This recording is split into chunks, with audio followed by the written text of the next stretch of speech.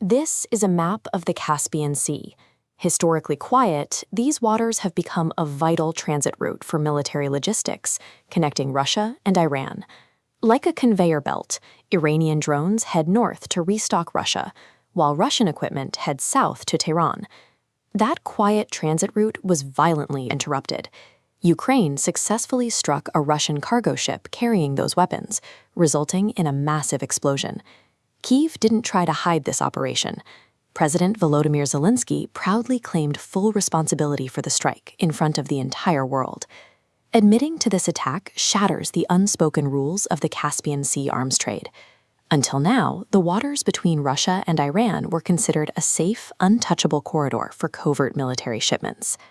By striking Iranian logistics thousands of miles away from its own territory, Ukraine has merged its fight for survival with the volatile tensions of the Middle East.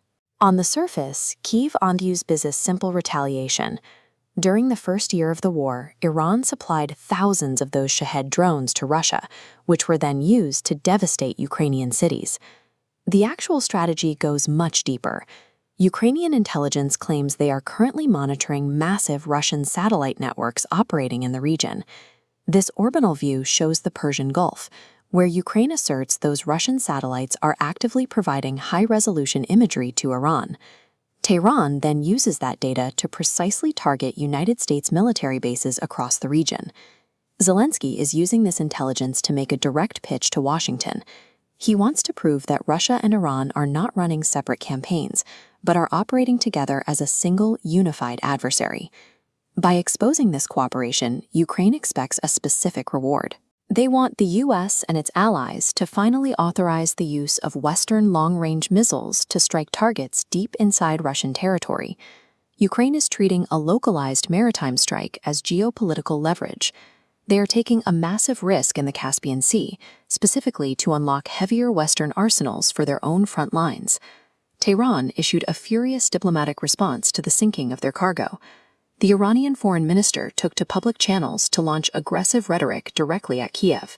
He specifically labeled Zelensky a freeloader sitting in the Ukrainian capital, accusing him of executing the bidding of foreign powers rather than fighting his own war.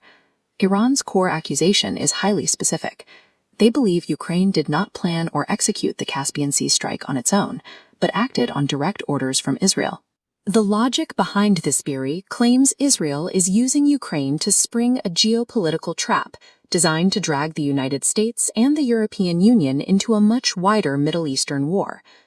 Operating on that assumption, Iran has issued an explicit public threat.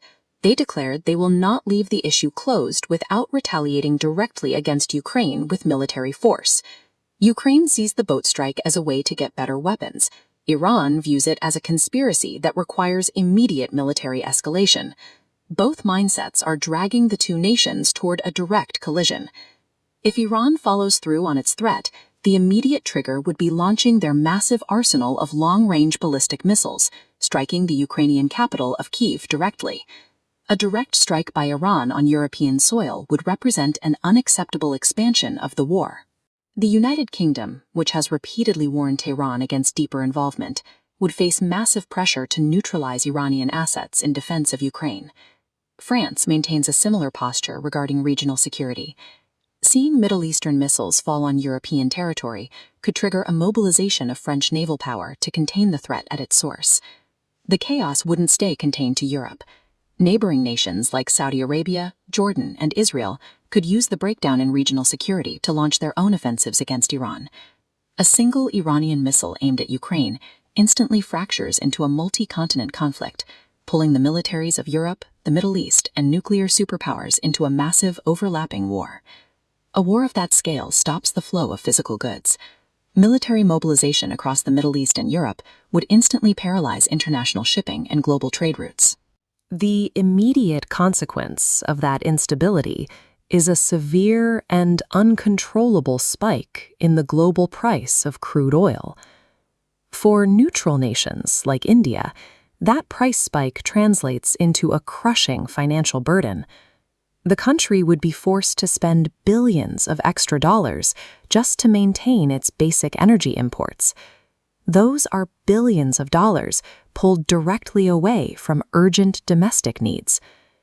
Right now, regions like Assam are facing severe flooding that has displaced thousands of civilians and requires massive emergency relief funding.